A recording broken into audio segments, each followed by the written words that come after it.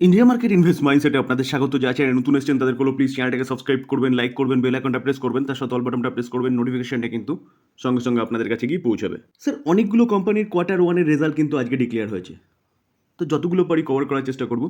দেখুন sir, KPIT technology fundamental strong company business ভালো করছে, যার জন্য কিন্তু কন্টিনিউয়াসলি কোম্পানিটা ভালো আফসাইড মুভমেন্ট দেখাচ্ছে। দেখুন আজকের দিনে দেখলে দেখাবে কোম্পানিটা 3%-এর ওপরে একটা আফসাইড মুভমেন্ট দেখিয়েছে। তো এই কোম্পানির রেজাল্ট কিন্তু আজকেই ডিক্লেয়ার হয়েছে। চলুন কোম্পানির রেজাল্ট কী করেছে সেটা একটু দেখে নিই। আমরা কোম্পানির কনসোলিডেটেড নাম্বারে চলে এসেছি। রুপিস কী আছে? রুপিস ইন মিলিয়নে রয়েছে। ওকে, সিকোয়েন্স দেখে নেবো। সিকোয়েন্স কী আছে? 30 জুন 23, 31 মার্চ 24, 30 জুন 24। সিকোয়েন্স একদম ঠিকঠাক আছে। আমরা যদি কোম্পানির ইনকাম দেখি তাহলে দেখলে দেখা যাবে টোটাল ইনকাম কী বলছে। ইনকাম 11,191। আগের কোয়ার্টারে 13,344, এই কোয়ার্টারে 14,190। তো দেখা যাচ্ছে কোম্পানি ইয়ারলি এবং কোয়ার্টারলি যে ইনকাম, সেই ইনকাম কিন্তু যথেষ্ট বেড়েছে। এবার চলুন এক্সপেন্সেস দেখে নিই। টোটাল এক্সপেন্সেস দেখলে দেখা যাবে কোম্পানি এক বছর আগে কী করেছে। 9,224, আগের কোয়ার্টারে 11,094, এই কোয়ার্টারে 11,417।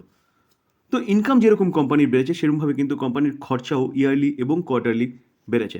তো ইনকাম মাইনাস এক্সপেন্সেস করলে পরে কোম্পানির প্রফিট পাওয়া যায়। তো আমরা অপারেটিং প্রফিট দেখে নেব।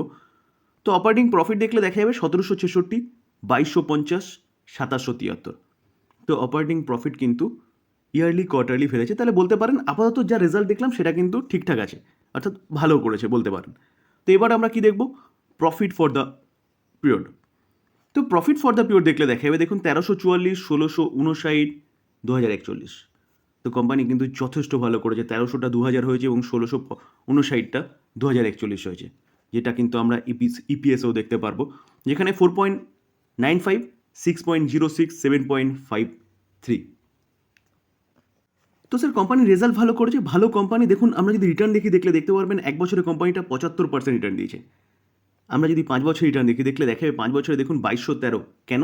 কারণ কোম্পানি যথেষ্ট ভালো কাজ করছে, সেটা ওয়ার্ল্ড বেসিস।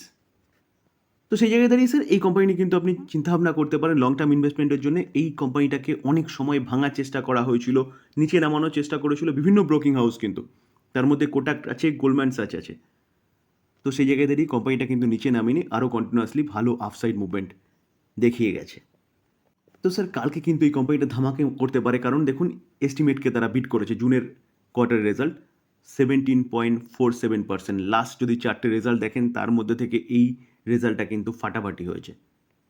কোম্পানি সম্বন্ধে আরেকটাও খবর পাওয়া যাচ্ছে যে কোয়ার্টার 4-এর যে রেজাল্ট ডিক্লেয়ার করেছিল, রেজাল্ট ডিক্লেয়ার করার সময় কিন্তু কোম্পানি 4 টাকা 60 পয়সা করে ফাইনাল ডিভিডেন্ড দিয়েছিল। তো সেই ফাইনাল ডিভিডেন্ডের রেকর্ড ডেটও কিন্তু স্যার পাওয়া যাচ্ছে। তো স্যার রেকর্ড ডেট কী বলছে? রেকর্ড ডেট বলছে কিন্তু স্যার যে ফ্রাইডে 9 আগস্ট 2024। তো তার আগে যারা এই কোম্পানিটা বাই করছেন তারা কিন্তু এই কোম্পানির এই ডিভিডেন্ডটার জন্য এলিজিবল হবেন। L&T, Larsen and Toubro, infrastructure জগতের কিং বলতে পারেন। এই কোম্পানিটা আজকে দিনে রেজাল্ট ডিক্লেয়ার হওয়ার কথা ছিল কত? 7:30, অর্থাৎ 7:30 PM। তো কোম্পানিটার রেজাল্ট কিন্তু আউট হয়ে গেছে, যদিও বা ডিউরিং মার্কেটের টাইমে আর কি রেজাল্টটা ডিক্লেয়ার হয়নি, মার্কেট ক্লোজ হয়ে যাওয়ার পরেই হয়েছে। তো কোম্পানি আজকে কিন্তু একটা ফ্ল্যাট টাইপ পারফরমেন্স দেখিয়েছে, বা বলতে পারেন 0.54% একটা ডাউন সাইড মুভমেন্ট দেখিয়েছে। তো চলুন আমরা কোম্পানিটার রেজাল্ট কী করেছে অ্যাট ফার্স্ট সেটা দেখে নিই। আমরা কোম্পানির কনসোলিডেটেড নাম্বার দেখব। রুপিস কী আছে? রুপিস ইন কারোরে রয়েছে। সিকোয়েন্স দেখে নেব। সিকোয়েন্স কী আছে? সিকোয়েন্স বলছে জুন 23, মার্চ 24, জুন 24। সিকোয়েন্স একদম ঠিকঠাক আছে। এবার আমরা কোম্পানির টোটাল ইনকামে চলে যাব। তো টোটাল ইনকাম দেখলে দেখা যাবে কোম্পানিটা কী করছে। কোম্পানিটা এক বছর আগে 49,027, আগের কোয়ার্টারে দেখলে দেখা যাবে 68,120, এই কোয়ার্টারে 56,040। তো ইয়ারলি কোম্পানির ইনকাম বাড়লেও কোয়ার্টারলি কিন্তু কোম্পানির ইনকাম কমে গেছে। 68টা কত হয়েছে? 56,000 হয়েছে। তো চলুন এবার এক্সপেন্সেস কী বলছে সেটা দেখি, কারণ অনেক সময় এক্সপেন্সেসও কিন্তু কোম্পানির প্রফিটটাকে বের করে দেয়। তো টোটাল এক্সপেন্সেস দেখলে দেখা যাবে, দেখুন এক বছর আগে কী করেছিল? 44,695, আগের কোয়ার্টারে 61,792, এই কোয়ার্টারে 51,361। তো কোম্পানির এক্সপেন্সেসও কিন্তু ইয়ারলি বাড়লেও কোয়ার্টারলি অনেকটাই কমেছে। তো ইনকাম মাইনাস এক্সপেন্সেস করলে পরে কোম্পানির অপারেটিং প্রফিট পাওয়া যায়। তো অপারেটিং প্রফিট যদি আমরা দেখলে দেখা যাবে, দেখুন 4,332 এক বছর আগে, 6,328 আগের কোয়ার্টারে, এই কোয়ার্টারে 4,667। তাহলে দেখা যাচ্ছে ইয়ারলি কোম্পানি ভালো পারফরমেন্স করলেও কোয়ার্টারলি কিন্তু অনেকটাই কোম্পানির প্রফিট, অপারেটিং প্রফিট পড়ে গেছে। তো এবার আমরা কি দেখব, এবার হচ্ছে মেন প্রফিট দেখে নেব, যে নেট প্রফিট আফটার ট্যাক্স। তো নেট প্রফিট আফটার ট্যাক্স দেখলে দেখা যাবে কি করেছে। এক বছর আগে 3,116, আগের কোয়ার্টারে 5,003, এই কোয়ার্টারে 3,440। তো 3,100টা 3,400 হয়েছে, 5,000টা 3,400 হয়েছে। ইয়ারলি জাম্প করলেও কোয়ার্টারলি কিন্তু পড়েছে, যেটা আমরা ইপিএসও দেখতে পারবো 17.34, 31.98, 20.25। তো কোম্পানি ইয়ারলি ভালো করেছে, কিন্তু কোয়ার্টারলি কোম্পানির অতটা ভালো রেজাল্ট করেনি। দেখুন স্যার, এস্টিমেটকেও কিন্তু মিস করেছে, কত 14.64% হারে। তো এখন দেখার বিষয় মার্কেট এই রেজাল্টটাকে কীভাবে নেয়। তো দেখুন স্যার, রেজাল্ট ইয়ারলি ভালো করেছে মানে যারা লং টার্ম ইনভেস্টার তারা কিন্তু আরামসে এই কোম্পানি নিয়ে চিন্তাভাবনা করতে পারেন বা হোল্ড করতে পারেন, যারা হোল্ড করছেন। আর যদি কোম্পানি এই কারণে, অর্থাৎ রেজাল্টের এই কারণে যদি নিচে আসে, তাহলে বাই করার অপরচুনিটি খুঁজতে হবে। কারণ এরকম কোম্পানি মার্কেটে খুব কম আছে, যে চোখ বন্ধ করে ভরসা করার মতন কোম্পানি। দেখুন এক বছরে দেখলে দেখা যাবে 35% রিটার্ন দিয়েছে। আমরা যদি 5 বছরে দেখলে দেখা যাবে 152% রিটার্ন দিয়েছে। মার্কেট ক্যাপ কত, অলমোস্ট 5 লাখ কারোর হচ্ছে মার্কেট ক্যাপ। তো ফান্ডামেন্টাল স্ট্রং কোম্পানি, যেখানে সেফলি ইনভেস্টমেন্ট এর জন্য বেস্ট, এই কোম্পানি নিয়ে কিন্তু আপনি চিন্তাভাবনা করতে পারেন লং টার্ম ইনভেস্টমেন্টের জন্য। ব্যাঙ্কিং সেক্টরের আরেকটা দিগ্গজ কোম্পানি এক্সিস ব্যাঙ্ক। তো এক্সিস ব্যাঙ্কের রেজাল্ট কিন্তু আজকে ডিক্লেয়ার হওয়ার কথা ছিল এবং রেজাল্ট ডিক্লেয়ার হয়ে গেছে। দেখুন দেখলে দেখা যাবে আজকের দিনে কোম্পানিটা প্রায় 2%-এর কাছাকাছি একটা ডাউন সাইড মুভমেন্ট দেখিয়েছে, কারণ ব্যাঙ্কিং সেক্টরে অলরেডি আজকে কিন্তু একটা ভালো প্রেশার ছিল। তো চলুন একফাস দেখে নিই যে এই ব্যাঙ্কটার রেজাল্ট কী হয়েছে। স্যার ব্যাঙ্কিং সেক্টর রেজাল্ট দেখছি মানে স্ট্যান্ডার্ড নোট রেজাল্ট দেখবো, কিন্তু যেখানে রুপিস ইন ল্যাকে রয়েছে। ওকে, সিকোয়েন্স কী আছে দেখুন, সিকোয়েন্স দেখলে দেখতে পারবেন যে 30/6/23, 3/24, 6/24 সিকোয়েন্স একদম ঠিকঠাক আছে।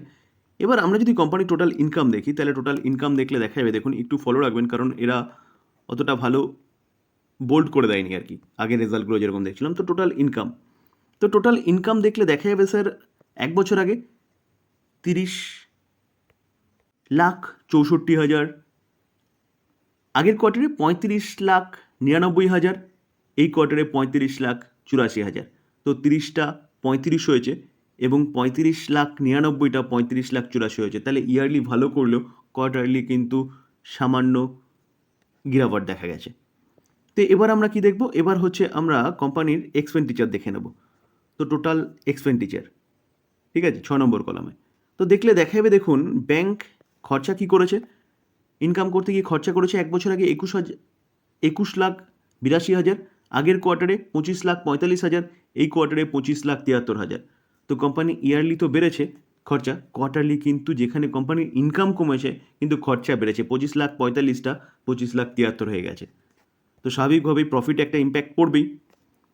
তো স্যার আমরা যদি কোম্পানির নেট প্রফিট দেখি 14 নম্বর কলম, দেখলে দেখা যাবে, দেখুন নেট প্রফিট মানে সব রকম অ্যাডজাস্টমেন্ট, ট্যাক্স সব কিছু বাদ দিয়ে। তো এক বছর আগে কোম্পানি কী করেছিল, এক বছর আগে 5,79,710, আগের কোয়ার্টারে 7,12,967, এই কোয়ার্টারে 6,03,464।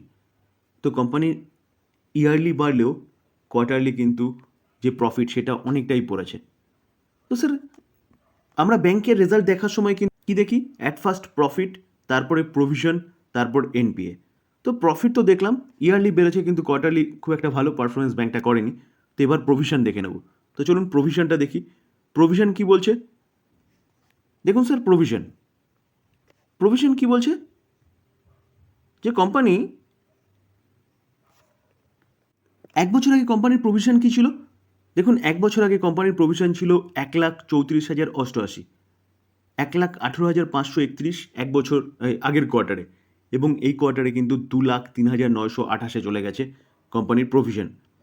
তো প্রভিশন মানে ব্যাংক মনে করছে এই কোয়ার্টারে এই টাকাটা আসবে না, সেটা কিন্তু কি হয়, সেটা হচ্ছে তার প্রফিট থেকে মাইনাস হয়, অপারেটিং প্রফিট থেকে।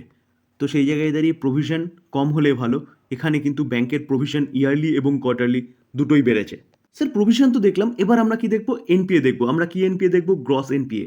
NPA means non performing asset, অর্থাৎ যেই অ্যাসেটটা পারফর্ম করছে না, অর্থাৎ সেই অ্যাসেট থেকে কিছু আসছে না, সেটা দেখলে দেখা যাবে, দেখুন এক বছর আগে ছিল 15,823, এই কোয়ার্টারে আগের কোয়ার্টারে 15 লাখ ছিল, এই কোয়ার্টারে 16 লাখ হয়েছে। তো ইয়ারলি কমলেও কোয়ার্টারলি কিন্তু বেড়েছে। তো স্যার মোটামুটিভাবে বলা যায় যে ব্যাংকের যে কোয়ার্টার ওয়ানের রেজাল্ট এক্সিস ব্যাংকের ভালো হয়নি। কোম্পানির প্রফিট কোয়ার্টারলি পড়েছে, প্রভিশন ইয়ারলি কোয়ার্টারলি বেড়েছে এবং এনপিও কিন্তু ইয়ারলি বেড়েছে, কোয়ার্টারলি বেড়েছে। স্যার এই কোয়ার্টারের রেজাল্ট খারাপ হচ্ছে মানে এই নয় যে কোম্পানি খারাপ হয়ে গেছে। এই কোম্পানিটা কিন্তু লং টার্ম ইনভেস্টমেন্টের জন্য বেস্ট ব্যাংক বলতে পারেন, যেখানে ব্যাংকটা কিন্তু ভালো পারফরমেন্স দেখাচ্ছে।